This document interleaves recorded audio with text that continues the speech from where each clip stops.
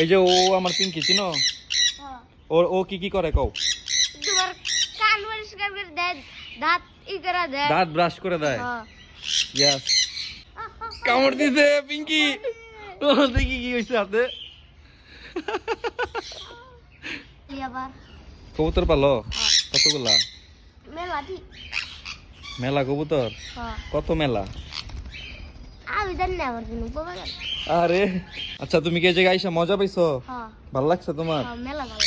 মেলা ভাল লাগছে কতটুকু একটু শুক্রবার বুঝাও। আবার আইরে। শুক্রবারে আবারও আবা?